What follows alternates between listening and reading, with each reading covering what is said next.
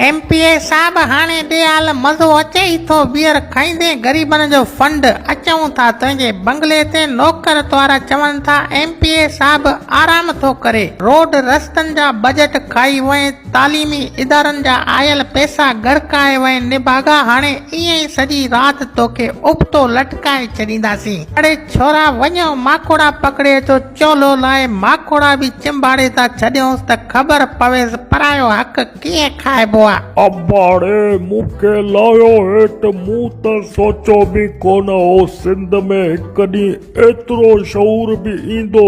बाबा मां आईंदा करप्शन कोन कंदुसि मूंखे छॾे ॾियो बाबा। एमपीए साहब हाणे सुथरो कोन छॾींदासीं तोखे जेतिरे ताईं तव्हां करप्ट सियासतदाननि खे उबतो न लटकाइबो एतिरे ताईं तव्हां कोन सुधरंदा वे। अड़े वञो छोरा बांस वारो डंडो खणी अचो रोज़ रोज़ मस्ती थो करे। इलेक्शन जे ॾींहं में दर दर ते ईअं भॻा बीठा हूंदा आहियो ॼण तव्हां सां रिश्तेदारी थियल हुजे।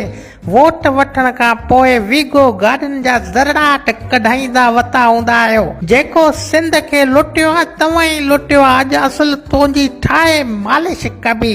अड़े बाबा लायो हेठ मूंखे आंड्रा वात में अची विया आहिनि सम्झो छो नथा ॻाल्हि खे। सिपाही काॾे वए यार जल्दी अच मूंखे उबतो टंगियो अथनि।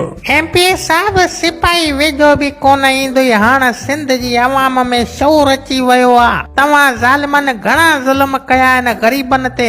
एमपीए साहब एतिरे ताईं तोखे कोन छॾींदासीं जेतिरे ताईं तूं ग़रीबनि जे आयल फंड जो हिसाब न ॾींदे।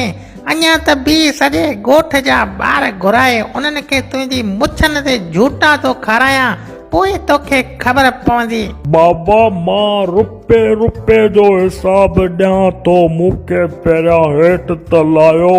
आईंदा मुंहिंजे पीउ ॾाॾे जी तौबा जो मां ॿीहर 2 नंबरी कई। सिंध वासियो ॾिठो वे अहिड़नि करप्ट एमपीएस खे सुधारण जो इहो हिकिड़ो ई तरीक़ो अथो जेतिरे ताईं इन्हनि खे उबतो लटकाए पादर न हणंदा वे एतिरे ताईं इहे ठीकु न थींदा।